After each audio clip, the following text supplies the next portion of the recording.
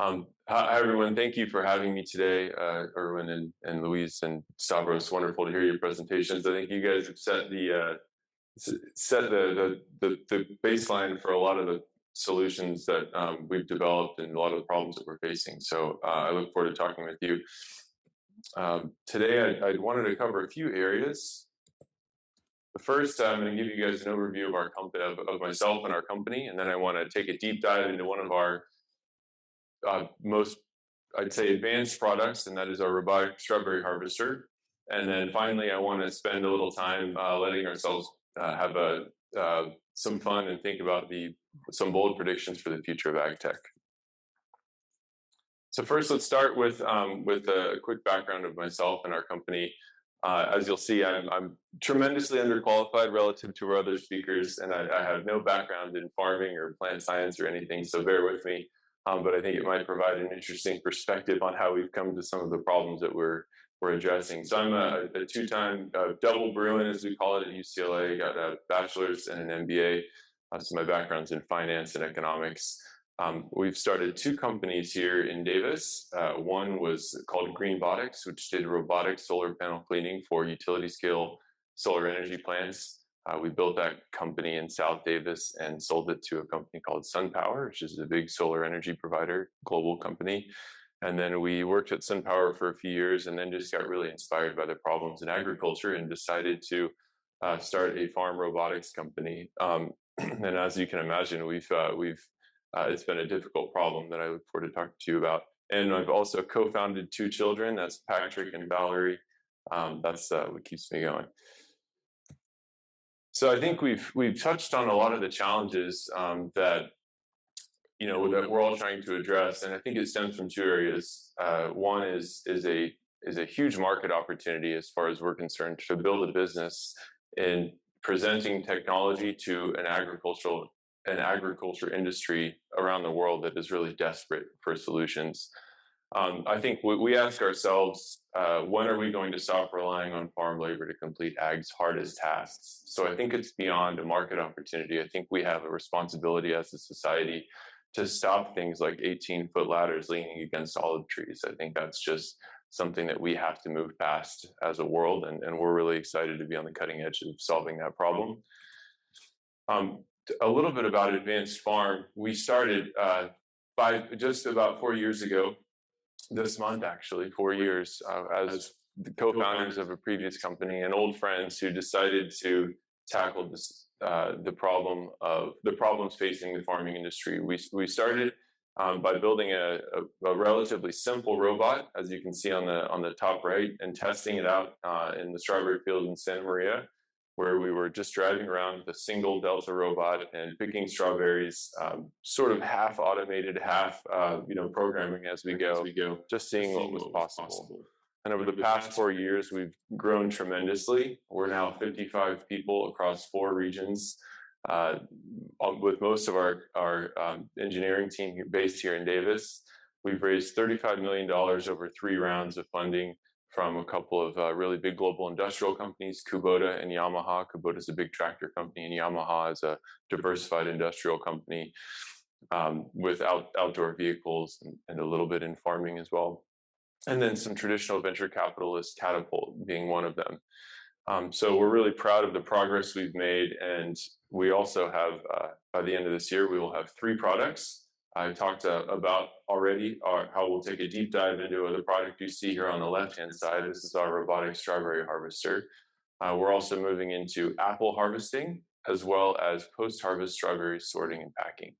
So we're really, again, excited about the progress we've made. And I think, as you can see from some of the other examples we've seen from Louise and Stavros, these are long-term problems, and they have long time horizons, but we're well into making progress on all of them, and I think we're sort of on the cutting edge of what's possible. So let's take a deep dive into our oldest and most advanced product, and this is our robotic strawberry harvester. I think the first thing I'd like to do, if I can make it work, is show a video so that everyone has an idea of how we're approaching this problem. give me a moment. I'll get it started here. I just want to make sure it doesn't get really loud. Okay, so this is a video. You're welcome to see this. It's on our Vimeo account of us picking strawberries down in Oxnard with our robotic strawberry harvester. And just to tell you the process, kind of what Stavros outlined in real time, in theory, this is how we address it in practice. So we're driving along using the furrow as a guide for our tractor. And as we're driving, we're looking for bright red berries, and we're trying to identify the bright red berries, approach them quickly, pick them quickly and accurately, and then leave the green berries behind. Because those green berries will be red berries in just a few days. And so every green berry we pick is sort of a penalty for us and for our grower who otherwise would have sold that fruit. And this is relatively early in the season. So as you can see, there's really high visibility for the strawberries that we're trying to pick. This particular cultivar is one that we really like because it possesses a lot of the characteristics that make strawberry picking as easy as it could be, though it's still very challenging. And as the season goes on, the canopy gets larger, the berries get harder to find, there's more fruit to pick, and so we have to be more and more clever about how we pick that fruit carefully. So just to give you an idea of how we do the picking process, so once we identify a ripe red fruit, we go down to the fruit, which we identify with the stereo camera that you see on the end effector there. So we are scanning as we go. And so when we see a red fruit that we want to pick, we decide the optimal path to get there. And as we approach the berry, we lift it with a suction cup, very soft suction cup, and then we go down to around the berry with 3 fingers, and we twist it off of the stem so that it's presented to the American consumer the way that they like, which is calyx on, stem off, and hopefully, with that just right amount of red. So now that you see how we approach the problem, let me talk a little bit about our progress. So we're the only scaled robotic strawberry harvesting technology in the world. To my knowledge, we're the first company in the history of the world to pick fresh fruit with robots and deliver it to the grocery channel, which we've been doing for the last couple of years. We're now picking tens of thousands of strawberries a day for growers across California. When I say we're the only scaled, is that all right? Okay. When I say we're the only scaled robotic harvest technology in the world, that doesn't mean we have it all figured out, but that does mean that we're moving past this sort of prototype phase that many new technologies get stuck in. And a good example of that is we've picked millions of berries for the fresh market, and we have 16 units that will be deployed next year under a sort of a traditional tractor lease model that you might see for other types of farm equipment. One of the big premises that we built our business around, which, as you've heard, can actually create a lot of challenges from the technical solution point of view, is we told growers at the beginning, no need to change your range for us. As we were starting a business, we wanted to really minimize the amount of friction involved in transacting with our potential customers. And so we did a few things. First, as we said, don't change your range at all. We'll come right in and we'll pick the strawberries as they're planted today. We also said, just pay us by the piece like you do with human harvesters. So when a person picks a strawberry, for every pound they pick, they're paid somewhere between, let's say, 25 and 50 cents, depending on the region and the time of year, to pick that pound of strawberries. And we said, great, we'll make money the same way. For every pound we pick, you pay us. And by conforming to the existing business models, that allowed us to make a lot of progress on the commercial front, while also allowing for, let's say, an opportunity to test our equipment in real world conditions. And I think that was a really effective way to enter the market. But then what's happened is over time, we've adapted both our business model and worked with our growers to adapt things like the growing system and the operational system to make our technology more effective. So right? A couple of good examples of that are we're now operating at night, for instance, for a lot of our growers, which is something that's never typically done in traditional strawberry harvesting because it's hard enough to find folks during the day, as you can imagine.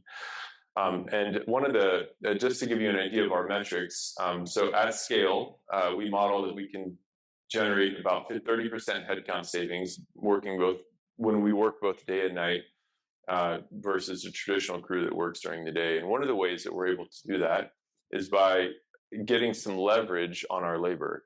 So one of our machines picks about 100 pounds per hour, which is more or less what the average human harvester picks.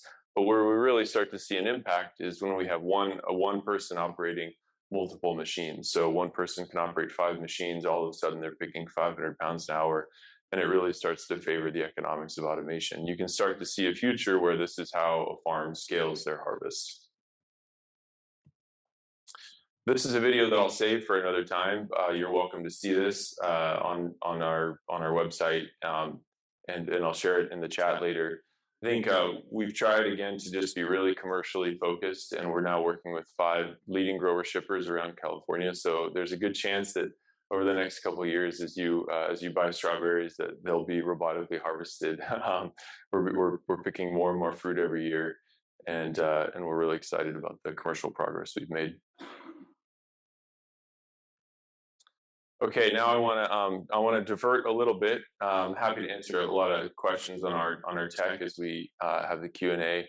But I think what's really interesting now is this: if you look at all of the solutions that have been worked on in these other crops that Stavros and Luis have mentioned over the past couple of decades, and you see the progress that we've made, we can really start to see a really exciting future for ag tech and farm robotics. And I just want to kind of challenge ourselves to look at what that future could look like. So one of the things that's really obvious to me is that we need to break these fresh produce supply chains as they exist today, which sounds really scary, and then we need to carefully rebuild them around automation and sustainability. And I think one of the really interesting things to me is that the entire farming system and the entire supply chain has largely been designed around the human harvester. To give you some obvious examples, you can see here that there's the furrows and the beds are designed with a few things in mind, but one thing in mind is how far you can reach onto the bed of the strawberries to pick a strawberry. You know, they can't be much wider, or you can't reach into the middle. Every block of strawberries is 300 to 350 feet long because there's been some analysis done on the optimal mix of harvesting time and time to walk back to a vehicle that's traversing, that's driving in the perpendicular direction to take the fruit back to be palletized and sent down the cold chain. The entire industry is designed around the clamshell and the tray, which you see the worker here is picking fruit into, because it's how the piece rate convention or the pay by weight convention has evolved in the industry. So changing any one of these things presents a really high risk for a grower, because a grower has the possibility to lose their workforce when the workers decide that, you know, they came to work today totally fairly, understanding exactly how much money they were going to be paid because they've become experts in this harvesting system and they perform really well and really efficient in this task. Whereas if you came to work today and were given a totally different task with a totally different set of parameters, it would be pretty frustrating. And in this case, the workers have the choice to go to a different ranch and keep harvesting there. And so this has really kind of prevented a lot of innovation that I think would otherwise progress the industry tremendously. And I think if we do a lot of the things that have been brought up around, you know, thinking at the systems level about how we can adapt genetics and operations and those sorts of things, it will present opportunities to change the production system for the better. To this end, we've started to look at some of these things. We're working closely with the UC Davis strawberry breeding program, which is among the best in the world, to pull forward robot-ready varieties, is what we're calling them, to improve our picking performance. So these are cultivars that have really favorable characteristics for robotic harvest. For example, smaller canopies, long single stems with long stems with single berries on the end, um, those sorts of features that we really like. We're also working with growers to explore new operational and staffing models. So, for instance, working at night, like I mentioned, that's something that hasn't typically been done before, requires a bit of a change of thinking, but it's pretty cool at the same time to wake up in the morning and see, thousands of pounds of fruit picked before any of the workers arrive. Also changing some of the bed shapes. So as I mentioned, we started this business without asking growers to change anything. But as we've gained traction and credibility within the industry, we're starting to see people offer changes that really help our performance go better. And then finally, I think strawberries are one of the most important categories in all of retail grocery. From a profitability point of view at the grocery level, from a consumer preference point of view, and if you start to notice when you go to a grocery store, in most cases, strawberries are front and center, and the presentation of the strawberries is really beautiful, and it sort of lures you in. And a lot of times, the repeat shopping patterns of a shopper are based on the quality of the produce and specifically the quality of the strawberries. And so it's really important for the grocery channel to have a thriving strawberry industry, both from a fruit quality point of view, but also sustainability of cost point of view, so that growers can make money and shippers can make money. So I think we're going to start to see retail grocers play a bigger role in the production system, influencing change. And I think some of that will benefit automation as the changes that they try to keep costs under control in the production system will certainly look to automation for answers. Okay, prediction number 2. I think one day soon, to Louise's her dream, I think we're having different robots for different tasks will be totally normal to growers. And if you look at this is a screenshot of the Kubota Tractor Corporation, one of our investors, of their website, and you can see that they have a variety of farm equipment that each has a slightly different or sometimes dramatically different task than the other. But a lot of the way that this was possible is by reusing a lot of the same parts underneath this orange paint and adapting them to be better for a specific task. I think we're going to start to see that, and we have good examples of how we're doing this. So you see on the left a robotic strawberry harvester, and on the right is our apple harvester. And we are using a lot of the same design elements that we have in our strawberry harvester for apples. So for instance, and I'll get more into this in the next few slides, a robot gantry and an arm, a stereo camera, the power system in the engine, the master cabinet, the computer, the drive system and the steering algorithms, all the CVML stack, and a lot of the software tools that we use were directly not only inspired by the strawberry harvester, but in many cases directly applicable. So we're going to start to see this as we move into tree fruit and then into other applications. And I'm really excited about as we see more as a sort of a domain, farm robotics become more mature, we're going to see a lot of these parts be repurposed for other types of applications. And the last prediction that I'll say is a startup will emerge to beat the current market leaders as the winner in ag robotics. We believe autonomous navigation alone is not enough to achieve success in precision ag. We also need robots. I think this is mostly a response to a lot of the activity that we're seeing in ag tech being around autonomous driving, autonomous navigation, retrofitting tractors to be autonomous. And I think those are all really valuable applications and really challenging technical problems. Don't let me understate that. But I also think that they are, in many cases, a half step towards the right solution. One of the things that we found when we started developing our own system was that if you try to take off-the-shelf equipment that was built for sort of 20th century tasks on 20th century technology, it doesn't directly apply to the solutions that we need for bringing robots into the field. For example, the first thing we thought is, okay, we're going to take a big John Deere tractor. We're going to put a Delta robot on the back or a Fanuc robot on the back of the tractor. We're going to put some off-the-shelf cameras on, and we're going to be picking strawberries, and we'll be done. But what you quickly find is when you try to do that, the tractor, before you put anything on it, is $200,000, right? The next step is you've got a robot that's $50,000, and then you have a vision system, and pretty quickly all the compute, everything, you have $500,000 of capital tied up before you've done anything. And so we said, you know what, we're going to start from scratch. This is not how we intended to solve the problem, but it's ended up being a really effective way to give us building blocks that, as you saw, we can repurpose for other applications.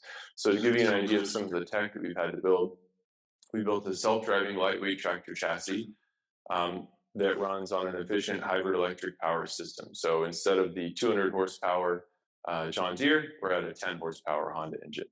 So a lot of savings there, a lot of, very lightweight vehicle, less impact on soil compaction, because we're not moving dirt, we're not attaching implements, we're carrying light loads of fruit from one place to another. A robust stereo camera that will work in outdoor conditions. So we started with an Intel RealSense camera, and it was a big challenge, and it's not really meant for outdoor applications for a variety of reasons. And so we took the bold move to build our own stereo camera, and it's been a tremendous help for us in terms of reliability and performance. We built our own robotic arms that have a much wider range of motion and a much lower cost, such that we can put 4 robotic arms inside a single tractor.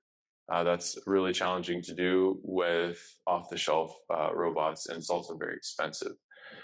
So we've cut our costs by, let's say, 75% as compared to using off-the-shelf robots.